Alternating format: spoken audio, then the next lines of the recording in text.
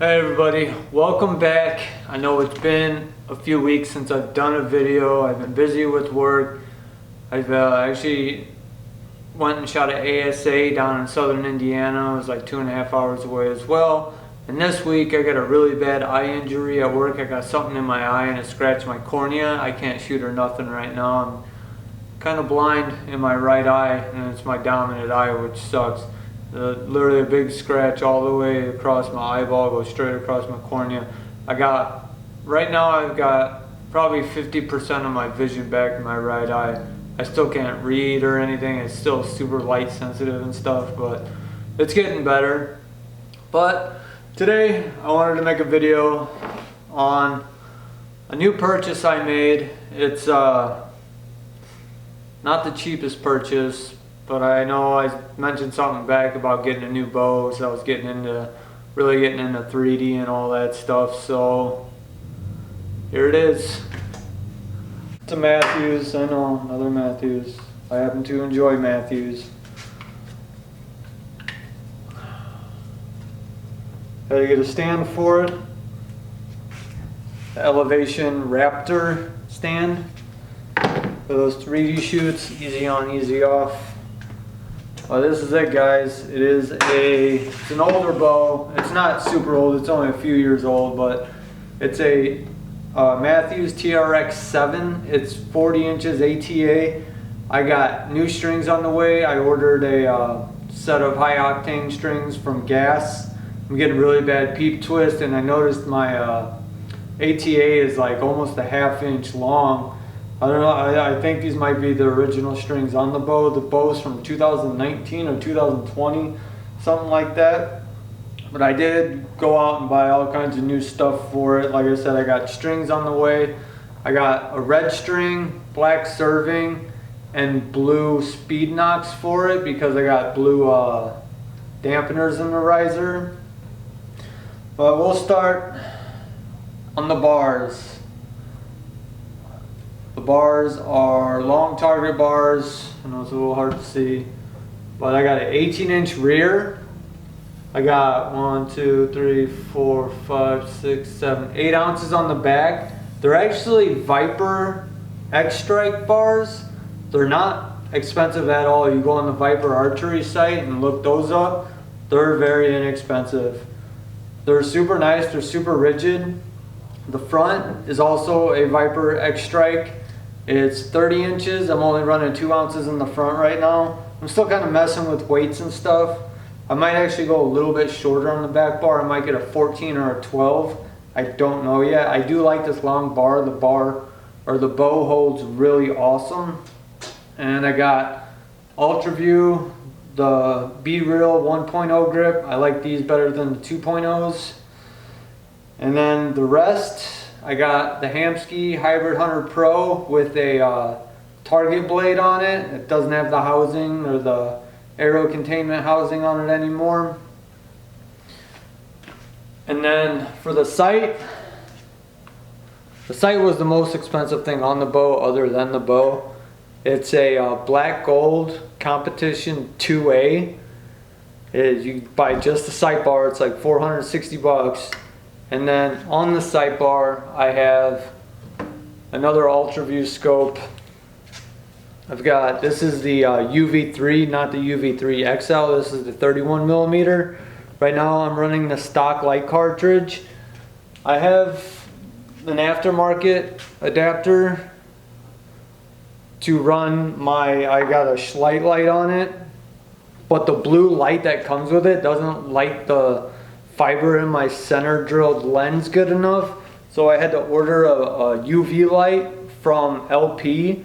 It should plug right in. If not, I'm just going to use the adapter off the blue light that comes with it and still run it off of this battery pack. It's a nice light. The Schlite lights are super nice. It's very simple. It's just got a little turn dial on off. It's got 10 light settings on it.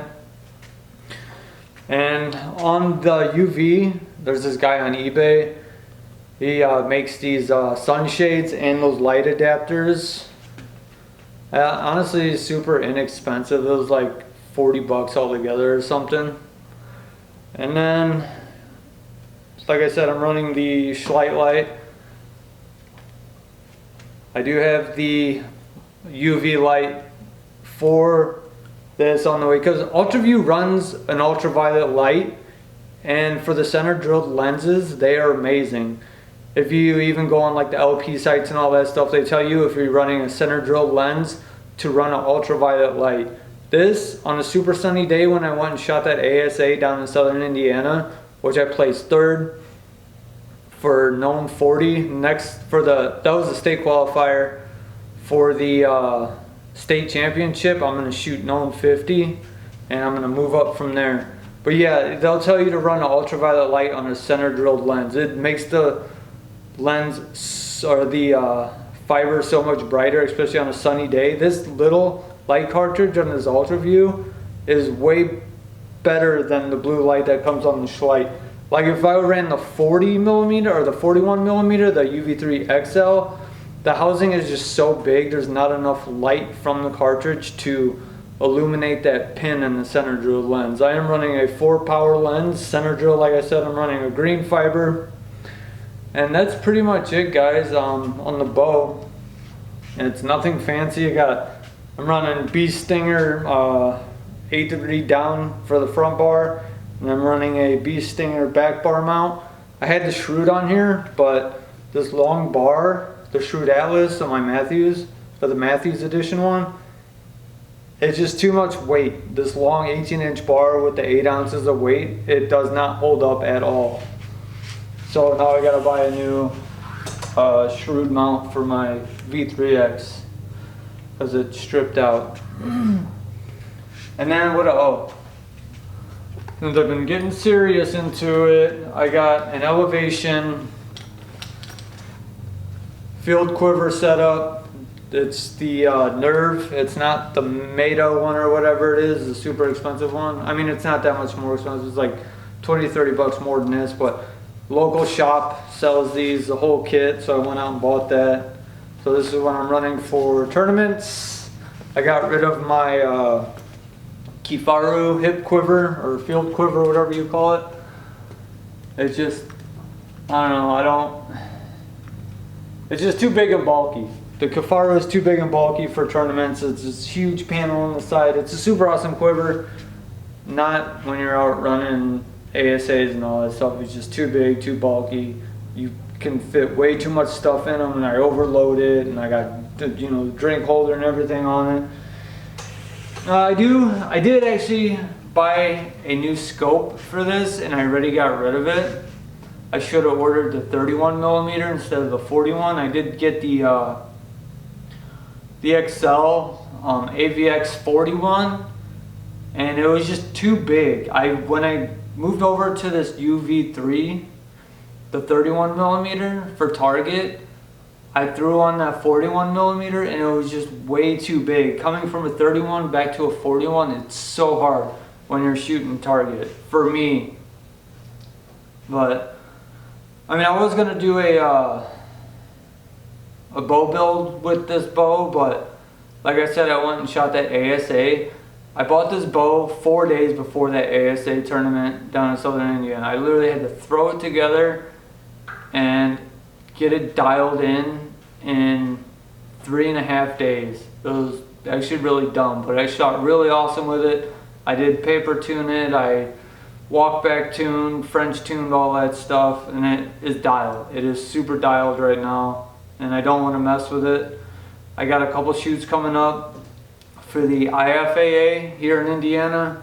There's one at the Oak Ridge Club that I shoot, and then I'm going to a new club this weekend. It's in Rensselaer. They're going to be holding one of the qualifiers for the IFAA as well. So I'm going to go get kind of used to their course and shoot all these IFAA courses. And I do plan on shooting more ASAs. I know there's not any up here in northern Indiana where I'm at. I always got to travel for them now. Like that ASA that I went and shot, Pine Hill Archery in way southern Indiana down by Indianapolis. It was 2.5 hours away from me. There are some more local ASA shoots around here. They're still like 2 hours away though. It's not really local. So it's kind of hard. I am going to shoot the state championship for the ASA. And see how that goes.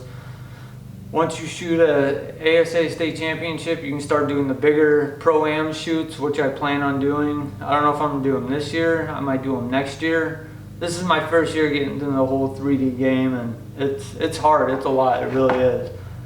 All these ASAs and IFAAs and IBOs, learning regulations for them all, and it's rough.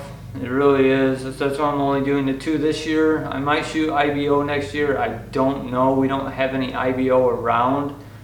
More of an ASA, IFAA around here, or NFAA as well for indoor, which I do plan on shooting this winter a lot. I almost forgot to go over arrows. Arrows. These are the Victory NVX 23s. These are discontinued. They don't make these anymore. These are the V6s. These are the 6,000 straightness, like the lowest quality ones you can get. I have an arrow spinner. I spun them. They're super straight. But I got these on a really good deal. And then I picked up a dozen of the NVX 23 V1s, the 1,000 straightness. I fletched them with red AAE Max Stealth vanes. I got the red IP4 knocks in them. And I'm waiting on my 120 grain points for these still, which should be here tomorrow, so I can finish building these out. But these I have the points for, 120 grain. Like I said, they're the same arrow, just the straightness is supposed to be different, but Victory, it's not far off at all from their straightnesses. You can get away with running the V6s or the 6,000 straightness all day. There's no difference from the V1s to the V6, I don't think, at all. Even on an arrow spinner. Like I said, I do have an arrow spinner. I spun all of them. And they're all super straight. 0 wobble in the front, 0 wobble on the back.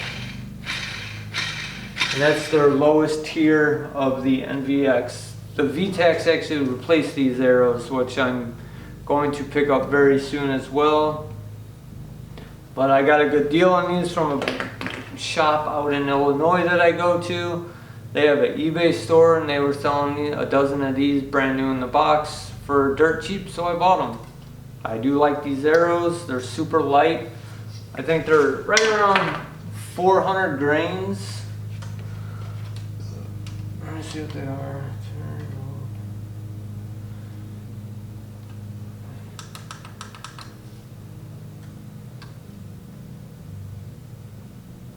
I'm at 404 grains. That's completely built out. That's Max Stealth vanes, IP4 knocks, the knock bushing, and the 120 grains up front. That's a super light, fast arrow.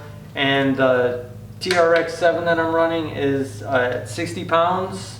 It's a little, the string, like I said, the strings and cables are stretched out almost a ½ inch past ATA. So I'm waiting on those. So I know I'm probably shooting right around 55 right now. So I'm probably going to have to jump up a new sight tape when I put my new strings on. My new strings should be here within the week, hopefully. If not, sometime next week. And I'll probably end up doing a video on putting those on. Like I said, I got the gas high octane, red strings, black serving, blue speed knocks. And that's it, guys. Work is slowing down now, so I can take some time to myself and make some more videos, do some more shooting videos. I gotta wait for my eye to heal still, but it should be healed by the end of the week. To be fully healed, it's going to be a few weeks, the doctor said. But I'm hoping sooner. I got to shoot this weekend. And that's it, guys. Trying to think if I got anything else new. I don't think so. That's pretty much it. But yeah, that's it, guys. I did break my camera that you guys are watching on. I broke the lens on it. I broke the adapter part for the sunshade, which is really irritating me right now. So I gotta buy a new lens for the camera. I might buy a new camera, I don't know yet. I really like these Canons. It's a 6Ti. It's got the flip out lens, or the flip out screen and all that stuff. Super nice camera. I got that dirt cheap off Facebook. Brand new in the box. I think I paid 300 bucks for it with a cool little backpack. So Facebook Marketplace. Keep your eye out for deals on there. That's what I do. I'm on it all day, every day. And oh, the peep sight on the TRX is the Hamskea sight peep. And that's it.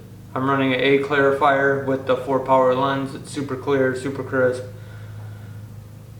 And that's about it, man. That's all I got for today. Like I said, I'm going to have more time to film more videos, do some more shooting. I got shoots coming up. My wife's going to come with and do some filming. And that's it, guys. I want to thank you guys for watching. Do me a favor, like the video, subscribe. I know I'm not putting out weekly right now because of work, but like I said, it's slowing down, so I will have more videos out to you guys. All right, thank you guys.